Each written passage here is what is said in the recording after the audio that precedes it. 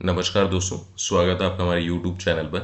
दोस्तों, अगर आप म्यूचुअल फंड और एसआईपी के अंदर अपना इन्वेस्टमेंट करना चाहते हैं लेकिन आपको रिस्क लेने से डर लग रहा है या फिर आप रिस्क नहीं लेना चाहते हैं जिसके वजह से आप एसआईपी और म्यूचुअल फंड में इन्वेस्टमेंट करने से घबरा रहे हैं, तो आप ये वीडियो अगर देख लेंगे पूरा तो आपका जो भी ये डाउट है वो क्लियर हो जाएगा कि आप अगर एसआईपी और म्यूचुअल फंड के अंदर इन्वेस्टमेंट करते हैं तो किस प्लानिंग के हिसाब से अगर आप इन्वेस्टमेंट करेंगे तो जो भी आपका रिस्क फैक्टर है वो काफ़ी कम हो जाएगा। क्योंकि अगर आप इन्वेस्टमेंट अपने रिस्क फैक्टर को ध्यान में रख करके करेंगे तो जो भी आपकी प्लानिंग है उसके अकॉर्डिंग आपको उतना रिटर्न्स जरूर मिलेंगे। क्योंकि जब भी आप किसी म्यूचुअल फंड की स्कीम में अपना इन्वेस्टमेंट करते हैं, वहां पर आप अपना पैसा लगाते हैं, तो वो पैसा आपका शेयर मार्केट, सरकारी सिक्योरिटी, बॉन्ड, ट्रेजरी बिल या फिर ईटीएफ जैसे इन्वेस्टमेंट कंपनियों में लगता है।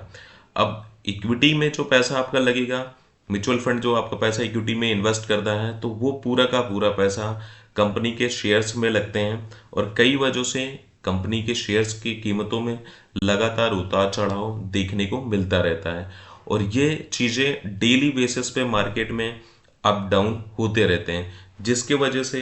आप जब भी इन्वेस्टमेंट करेंगे तो आपके फंड की वैल्यू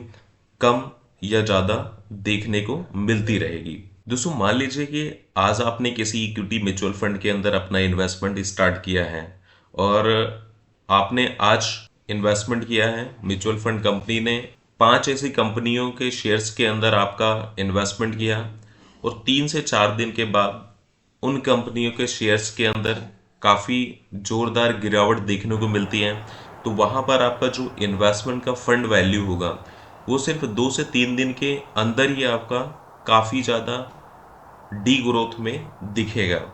लेकिन जब भी आप किसी म्यूचुअल फंड एसआईपी के अंदर इक्विटी में इन्वेस्टमेंट करते हैं तो वहां पर आपको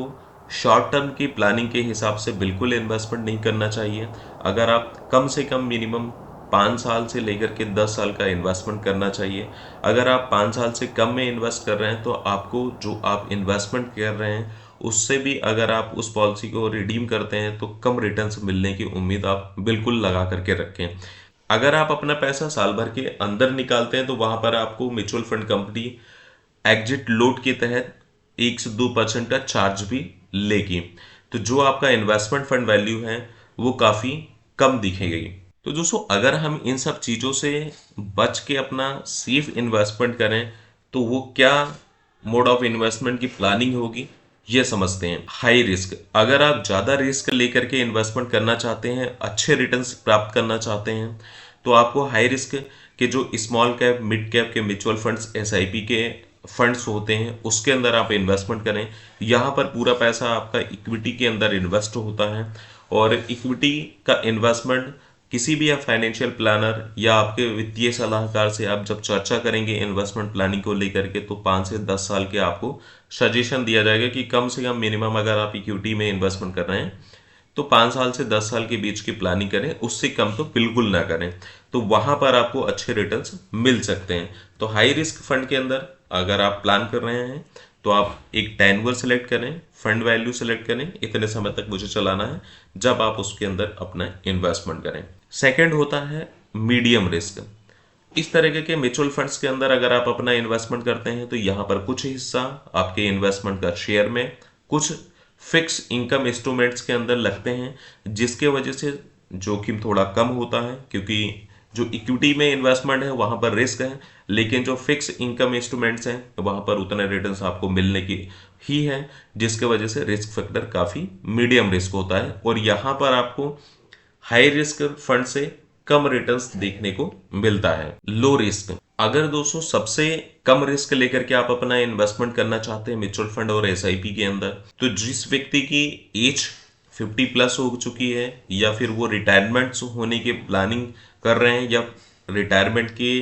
एज पे पहुंच चुके हैं, ऐसे लोगों का अगर म्यूचुअल फंड में इन्वेस्टमेंट करना है तो लो रिस्क वाले फंड्स के अंदर करना चाहिए, जहां पर उनको शॉर्ट टर्म में अगर अपना फंड निकालते हैं तो कोई ज्यादा रिस्क देखने को ना मिले। कंडीशंस यही होगी कि हाई रिस्क और मीडियम रिस्क के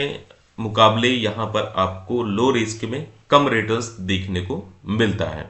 तो दोस्तों जब भी आप अपनी प्लानिंग करें इन्वेस्टमेंट की, तो आप सबसे पहले आप रिस्क मीटर अपना चेक करें कि कितना आप रिस्क ले सकते हैं। उसके अकॉर्डिंग ऐसे फंड्स में आप अपना इन्वेस्टमेंट स्टार्ट करें, ताकि आपका जो इन्वेस्टमेंट का एक्सपीरियंस है वो बरकरार रहे, आपका नुकसान